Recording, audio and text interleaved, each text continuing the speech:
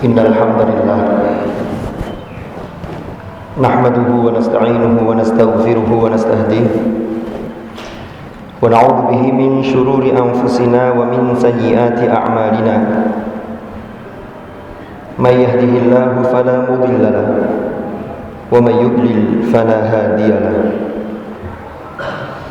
أشهد أن لا إله إلا الله وحده لا شريك له وأشهد أن محمدا عبده ورسوله لا نبي بعده اللهم صل وسلم وبارك على حبيبنا وشفيعنا وقرة أعيننا سيدنا ومولانا محمد وعلى آله وصحبه وسلم تسليما كثيرا أما بعد فيا أيها المسلمون اتقوا الله تعالى ما استطعتم فقد فاز المتقون قال الله تعالى في القرآن الكريم وهو أصدق القائلين أعوذ بالله من الشيطان الرجيم يا أيها الذين آمنوا اتقوا الله حق تقاته ولا تموتن إلا وأنتم مسلمون Ma'asyiral hadirin jamaah Jumat rahimakumullah. Pada kesempatan yang penuh barokah ini, melalui mimbar ini saya mengingatkan pada diri saya pribadi dan tidak lupa mengajak pada para jamaah sekalian untuk kita senantiasa melakukan introspeksi diri kita selalu melakukan evaluasi diri kita masing-masing untuk melihat kekurangan-kekurangan kita. Lalu setelah itu bukan hanya berdiam diri, tetapi bagaimana kita berusaha untuk menutupi kekurangan-kekurangan itu, khususnya adalah terkait dengan peningkatan iman dan takwa kita kepada Allah dengan sebenar-benarnya. Karena hanya dengan peningkatan iman dan takwa ini, melalui peningkatan kualitas dan juga kuantitas ibadah-ibadah yang kita lakukan inilah kita benar-benar akan memperoleh kebahagiaan yang hakiki di dunia maupun di akhirat. Setiap hari Jumat ketika khutbah disampaikan, maka pasti di situ ada pesan takwa. Tetapi ada sebagian orang yang memang setiap minggu ia di-upgrade, dirinya terupgrade dengan pesan takwa itu sehingga ia selalu meningkatkan dan terus meningkatkan. Tapi ada sebagian yang lain yang melaksanakan sholat Jumat, tetapi ternyata sholat Jumat hanya menjadi ritual belaka yang itu tidak berpengaruh pada kesemangatan ia untuk beribadah dan meningkatkan iman dan takwa kepada Allah. Na'udzubillah. Pertanyaannya kemudian adalah, mengapa ada orang yang sudah selalu diingatkan setiap hari Jumat, tetapi ia tidak mampu, bahkan ia tidak mau atau enggan untuk meningkatkan amal-amal ibadah dalam arti prestasi ruhani, yaitu ketakwaan? Mungkin ada yang salah.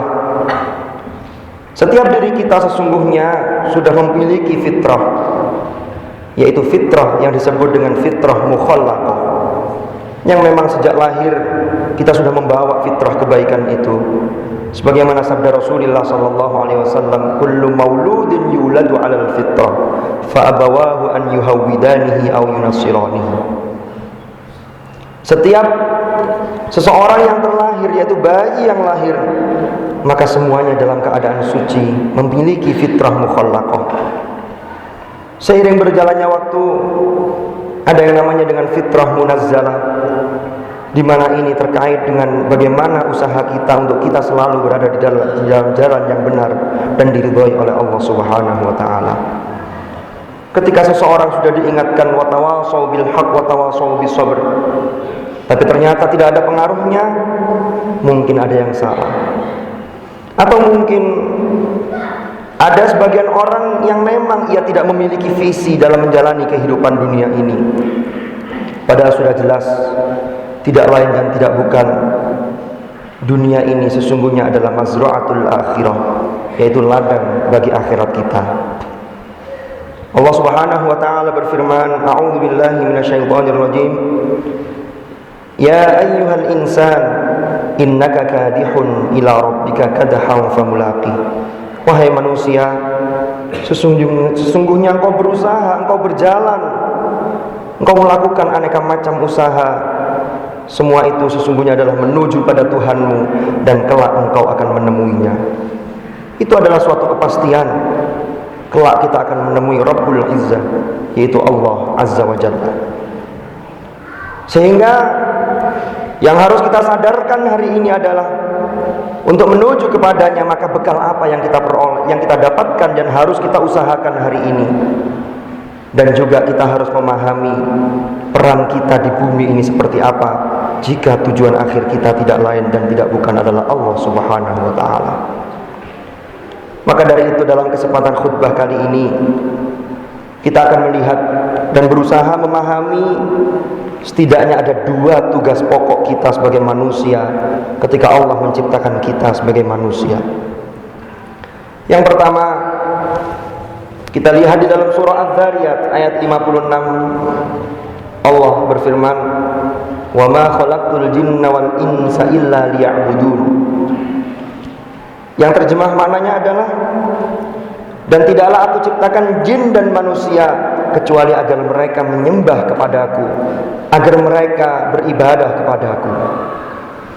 Maka kita sebagai manusia, setelah diperintah dan setelah kita diberitahu bahwa tujuan penciptaan kita tidak lain adalah untuk beribadah, maka Allah membekali kita dengan yang namanya syariat agama Islam. Yang di dalam syariat agama kita ada ibadah-ibadah yang namanya ibadah mahdhah, yaitu ibadah yang murni, yang memang tata caranya sudah diatur oleh Allah Subhanahu wa taala, sebagaimana yang termaktub di dalam rukun iman, salat, zakat, puasa, dan juga haji. Jika ibadah-ibadah mahdhah ini kita lakukan dengan serius, lalu kita berusaha menanamkan rasa, karena sesungguhnya yang paling penting dalam beribadah itu adalah bagaimana kita melatih rasa kita, sehingga rasa beribadah itu betul-betul nikmat, yang kemudian rasa itu bisa menyebarkan kedamaian kepada sesama manusia di antara kita semua. Bukan hanya sekedar ritual belaka yang setelah sholat lalu kita kemudian melupakan Allah lagi dan seterusnya. Maka sesungguhnya di dalam setiap ibadah mahdhah yang kita lakukan, di situ ada pesan-pesan moral terkait bagaimana kita baik bukan hanya dimensi vertikal, tapi dampaknya adalah kita menjadi baik kepada sesama manusia, atau yang disebut dengan dimensi horizontal. Ayyuhal hadirun rahimakumullah. Sehingga aspek yang pertama ini, tugas kita di dunia ini adalah sebagai abdun. Abdun adalah seorang pengabdi atau hamba. Maka sesungguhnya gelar manusia di sisi Allah adalah ketika orang tersebut sudah betul-betul dianggap abdun oleh Allah Subhanahu wa taala. Namanya abd, apapun yang diperintah oleh tuannya maka ia laksanakan tanpa bertanya sedikit pun. Yang penting niatnya adalah terkait dengan pengabdian, yaitu ibadah kepada Allah Subhanahu wa taala. Lalu kita sebagai manusia, kita juga mendapatkan amanah yang namanya khalifah fil ardh. Di dalam surah Al-Baqarah ayat 30 diceritakan ketika Allah menciptakan Adam alaihi salam. A'udzu billahi minasyaitonir rajim. Wa in qala rabbuka lil malaikati inni ja'ilun fil ardi khalifah qalu ataj'alu fiha man yufsidu fiha wa yasfiku ad-dima' wa nahnu nusabbihu bihamdika wa nuqaddisu lak qala inni a'lamu ma la ta'lamun. Ayat ini adalah menggambarkan ketika Allah hendak menciptakan Adam alaihi salam, lalu Allah membuka suatu diskusi kepada para malaikat. Allah menyampaikan rencananya itu dengan menyatakan inni ja'ilun fil ardi khalifah. Aku akan menjadikan seorang khalifah di muka bumi.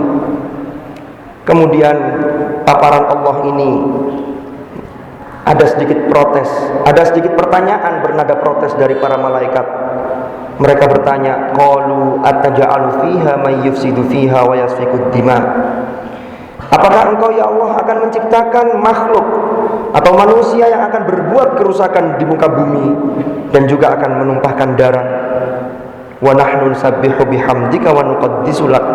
Sedangkan kami para malaikat selalu mensucikan dengan memuji engkau dan selalu mensucikan engkau. Lalu Allah menjawab, qal inni a'lamu ma la ta'lamun. Sesungguhnya aku mengetahui terhadap apa-apa yang kalian tidak mengetahui. Ada satu hal yang menarik terkait dengan kekhalifahan ini. Allah ketika diprotes oleh malaikat, maka Allah menjawab dengan jawaban yang sangat bijaksana, yaitu a'lamu ma la ta'lamun. Allah tidak menjawab dengan aspek kekuasaan. Padahal seandainya Allah menghendaki, maka bisa saja Allah mengatakan, aku maha kuasa, sehingga terserah aku jika aku ingin menciptakan manusia. Tetapi Allah mengedepankan di situ bukan aspek kekuasaan, tapi aspek pengetahuan, yaitu a'lam, yaitu aspek keilmuan. Maka dari itu para mufassirin memahami ayat ini. Ketika kita sebagai manusia ingin dapat menjalankan tugas-tugas kekhalifahan dengan baik, maka tidak lain dan tidak bukan untuk memakmurkan bumi agar kita tidak merusak bumi dan agar kita tidak melakukan pertumpahan darah.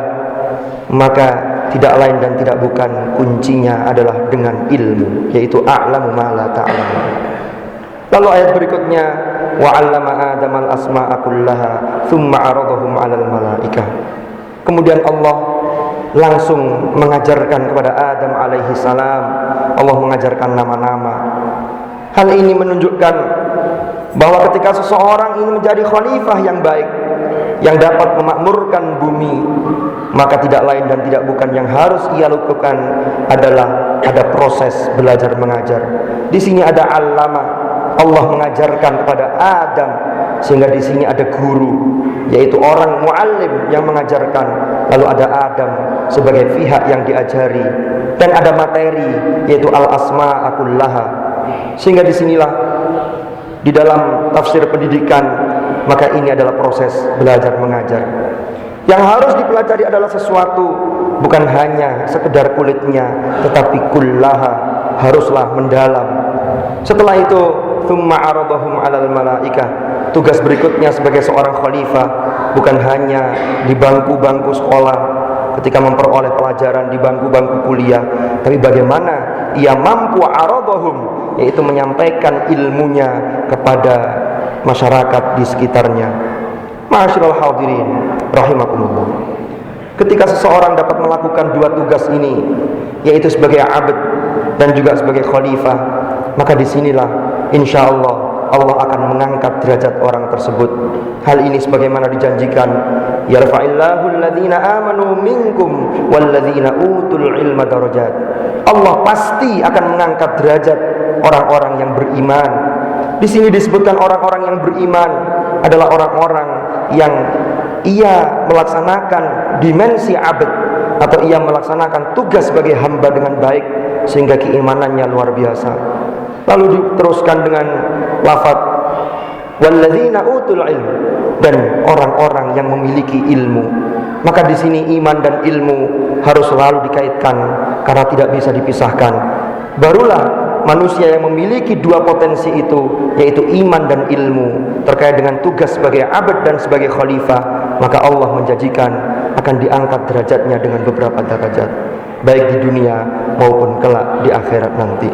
Mudah-mudahan Allah Subhanahu wa ta'ala selalu membimbing kita dan selalu meridhoi langkah-langkah kita, sehingga kita dapat menjalankan tugas kita sebagai abd dan tugas kita sebagai khalifah fil ard. Ini tidak lain dan tidak bukan untuk bagaimana kita memakmurkan bumi ini dengan tujuan kita sebanyak-banyaknya menanam kebaikan di muka bumi ini untuk nanti kita petik hasilnya di akhirat kelak. Mudah-mudahan kita setiap hari menjadi pribadi yang selalu berubah menjadi lebih baik, dan mudah-mudahan kita kembali kepada Allah dalam keadaan husnul khatimah. Wallahu subhanahu yaqulu wa biqaulihi yahtadil muhtadun. Man 'amila shalihan falinafsihi wa man asaa fa'alaiha wa ma rabbuka bidhallamin lil 'abid. Barakallahu li wa lakum fil Qur'anil Karim wa nafa'ani wa iyyakum bima fihi minal ayati wa dzikril hakim wa taqabbala minni wa minkum tilawatahu innahu huwas samiul 'alim. أقول قولي هذا وأستغفر الله لي ولكم فاستغفروه إنه هو الغفور الرحيم وقل رب اغفر وارحم وأنت خير الراحمين.